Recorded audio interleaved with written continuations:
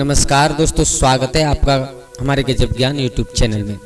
दोस्तों आज हम आप लोगों के सामने एक बड़ी ही प्रेरणादायक कहानी लेकर के हाजिर हुए हैं। ये कहानी बड़ी ही शिक्षाप्रद है। इस कहानी को सुनने के बाद हम और आपको मालूम पड़ेगा कि चाहे कोई भी कितना भी प्यारा क्यों ना हो, चाहे कितना भी कोई विश्वास वाला क्यों ना हो, लेकिन ये चार बातें कभी भी अपने जीवन की किसी को नहीं बतानी चाहिए। और जो लोग ऐसा करते हैं, जो लोग ये चार बातें एक दूसरे के साथ शेयर कर देते हैं, वो कभी जीवन में सुखी नहीं रहते, वो हमेशा निंदा के पात्र बने रहते हैं। तो दोस्तों ये है चार बातें जो इंसान को कभी भी किसी को बतानी नहीं चाहिए, क्योंकि इन चार बातों को बताने से लोग तुम्हारी हंसी मजाक उड़ाते हैं और तुम्हारा जीवन एक नरक बन करके रह जाता है। तो दोस्तों कहानी प्रारंभ करने से आप लोगों से एक निवेदन है कि अगर आप हमारे चैनल पर नए दर्शक मेहमान बंधु बनकर के आए हैं तो प्लीज़ हमारे चैनल को सब्सक्राइब कर लें और हो सके तो अपने परिवार और दोस्तों के साथ शेयर जरूर कर दें, जिससे कि उन लोगों के पास भी और इस कहानी का फायदा मिल सके, इस कहानी का लाभ प्राप्त हो सके उन लोगों को भी। तो दोस्तों कहानी प्रारंभ करने से पहले आप लोगों से एक और निवेदन करूंगा कि वीडियो को अंत तक जरूर देखें, क्योंकि जब तक आप लोग पूरा नहीं देखोगे कोई बात समझ में नहीं आएगी। आ जाओ, ज़्यादा विलंब ना करते हुए आप लोगों का कीमती समय बर्बाद ना करते हुए गौर करते हैं कि वो कौन सी चार बातें हैं जो इंसान को कभी भी बतानी नहीं चाहिए।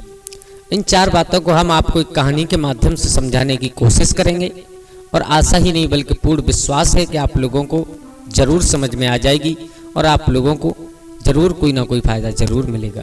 तो दोस्तों आज आप प्रारंभ करते हैं। किसी गांव में एक लड़का रहा करता था और उस लड़के की जब शादी हुई, शादी कैसी हुई कि उसके घर में एक पत्नी घर में आई और वो पत्नी ऐसी थी कि 2, 4, 6 यानी 6-7 महीने तक तो ठीक ठाक परिवार चला, लेकिन कुछ समय व्यतीत होने के बाद वो पत्नी अपने पति को दबाना चाहती है, यानी अपने पति के सर पर सवार होना चाहती है और चाहती नहीं, हो चुकी थी। मेरे भैया बगैर बात के अगर पति थोड़ा सा लेट हो जाए तो एकदम झुंझला करके पूछे कहाँ से आए हो, कहाँ थे अब तक तुम। पति बेचारा जवाब दे, बोले आया क्या कुछ दोस्तों के पास में। बोले तुम्हारे दोस्त बहुत निकम्मे में हैं, तुम्हारे दोस्त बहुत कामचोर हैं, उनके साथ तुम रहोगे तुम भी उन्हीं जैसे जाओगे, आज के बाद नहीं जाना। बोले ठीक है नहीं जाएंगे। दूसरे दिन फिर बेचारा किसी कारणवश लेट हो गया, पत्नी ने फिर क्लास लगा दी। बोले कहाँ से आए हो आज। बोले ऐसे ही थोड़ा लेट हो गया। बोले ऐसे ही वैसे ही कुछ नहीं चलेगा, इतने दिन हो गए तुम्हें झेलते झेलते बहुत झेल लिया, अब या तो तुम सुधर जाओ अन्यथा बहुत कुछ हो जाएगा। मेरे भैया अब क्या हुआ, थोड़े से दिन व्यतीत हुए, वो लड़का बेचारा सूखने लगा, इतना सूखने लगा, इतना सूखने लगा कि पत्नी की बातों को अपने दिमाग में उतार करके टेंशन करता है, जिससे शरीर सूखता चला गया। अब दोस्तों एक दिन वो अपने गुरु के पास पहुंचा। तो देखो गुरु का ये धर्म होता है कि अगर चेला के ऊपर कोई संकट है तो उसमें गुरु साथ जरूर दे। तो जब गुरु के पास पहुंचा तो गुरुजी ने देखा है, बोले बेटा अभी तुम्हारी शादी हुई है कुछ दिन पहले और तुम्हारा चक्कर क्या है, तुम्हारा शरीर सूखता चला जा रहा है। बोले गुरुजी क्या बताएं, ऐसी अभाग्नि घर में आई है, जिस दिन से घर में आई है मेरा तो खाना पीना ही हराम हो गया। बोले क्यों। बोले गुरुजी क्या बताएं, अगर कहीं थोड़े से लेट हो जाए तो जवाब देना पड़ता है। बोले बेटा ये तो अच्छी बात है। बोले गुरुजी अच्छी बात तो है, लेकिन ऐसा जवाब देना पड़ता है कि छोटी छोटी बातों का भी जवाब देना पड़ता है, अगर नहीं जवाब दो तो फिर समझ लो आप। मेरे भैया गुरुजी समझ गए इसके ऊपर बहुत बड़ा संकट है। तो गुरुजी ने अकल बताई, सुनो बेटा आपको करना कुछ नहीं है। बोले फिर क्या। बोले जब वो पूछे तो देखो मुझे मालूम है कि तुम बहुत शील स्वभाव वाले हो, बहुत सभ्यता वाले हो, और इस बात को भी तुम जानते हो कि पत्नी के ऊपर कभी हाथ नहीं उठाना चाहिए, और इसीलिए इसी बात का वो फायदा उठा रही है। तो आपको कुछ नहीं करना है, अगर पत्नी तुम्हें पूछे तो केवल तुम्हें एक बात कहनी है। पत्नी कहीं कहाँ से आए हो हैं, रोजाना की तरह झुंझला करके तुमसे पूछेगी तो तुम्हें जवाब कुछ नहीं देना, जवाब के बदले में देना आया कहाँ से हूँ हैं, तुझे रोज रोज देखता हूँ मैं, क्या सवाल पूछती है तू मुझे हैं, तुझे अभी बताऊँ या थोड़ी बहुत देर में। बस बेटा इतना कर, लेकिन इतना ध्यान रखना पत्नी पर कभी हाथ मत उठाना। बोले ठीक है। मेरे भैया चेला घर पहुंचा, आज थोड़ा लेट और हो गया। पत्नी एकदम क्रोध में लाल हो गई। बोले इतने दिन हो गए तुम्हें समझाते समझाते, तुम्हारी समझ में कोई बात नहीं आ रही है हैं? आज ये बताओ तुम आए कहाँ से हो, क्या करना चाहते हो तुम हैं? एक दिन हमें साफ साफ जवाब दे दो। तो एकदम लड़का खिसिया गया, झुंझला करके बोला अब तुझे रोजाना जवाब देने के बजाय आज एक ही दिन जवाब दे रहा हूँ, हैं तूने मेरा जीना हराम कर दिया है। ये बता तू चाहती क्या है, हैं क्या चाहती है? अगर तुझे रहना है तो रह, अन्यथा अपने माँ बाप के पास जाना चाहे तो चली जा, लेकिन आज के बाद मुझे ऐसी बात नहीं पूछेगी। पत्नी ने कहा क्या हो गया तुम्हें, हैं मैं सवाल पूछ रही हूँ जवाब दो। बोले ना जवाब दूंगा, अगर तुम ज़्यादा बातें करोगी तो फिर हम समझ लेना। मेरे भैया इतनी बात सुनी पत्नी घबरा गई। बोले भगवान रोजाना तो जवाब भी नहीं देते थे, बिल्कुल सीधे साधे खड़े रहते थे, लेकिन आज क्या हुआ? अब तो पति पत्नी अगर कोई बात कहे तो वही गुरुजी वाली बात चिल्ला करके पड़े पत्नी के ऊपर। अब 4-6 दिन व्यतीत हुए, बेचारी पत्नी सूखने लगी।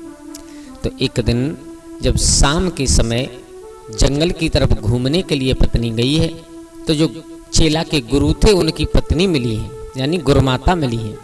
उन्होंने देखा, बोले बहू अभी कुछ दिन पहले तुम्हारा विवाह हुआ है, क्या कोई चिंता है, कोई परेशानी है जो तुम दिन प्रतिदिन सूखती चली जा रही हो? बहू ने कहा गुरु माता क्या बताएं तुम्हें, कुछ दिन तक तो हमारे पति ठीक थे, लेकिन अब पता नहीं क्या हो गया, बात बात पर लड़ने को फिरते हैं, बात बात पर झगड़ते हैं। बोले क्या कहते हैं? बोले इस बात को कहते हैं कि क्या बताऊं, और यही नहीं मालूम है क्या बताएंगे मुझे। तो गुरुमाता ने कहा बेटा घबराओ मत, हैं घबराओ ना, हम तुम्हें एक छोटी सी बात बता देंगे, वो कुछ नहीं करेंगे। अच्छा? बोले हाँ। आज जब तुम जाओ तो वो रोजाना की तरह कहेंगे तुमसे कुछ ना कुछ, तो आपको जवाब देना है। वो रोजाना की तरह यही कहेंगे कि बात बता रही हूँ या तुम्हें बताऊं? तो तुम्हें कहना है आज के आज तुम मुझे बता ही दो क्या बताना चाहती हो, बस और कुछ मत करना, क्योंकि वो पति है और पति परमेश्वर हुआ करता, ध्यान रखना।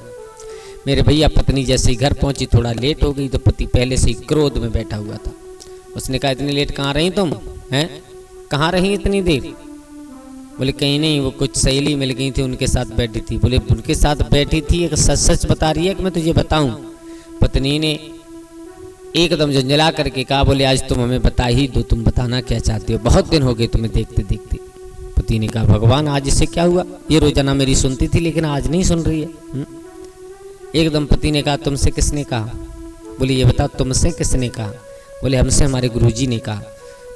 पत्नी ने कहा अगर तुमसे गुरुजी ने कहा तो हमसे गुरु माता ने कहा। क्या? बोले हाँ।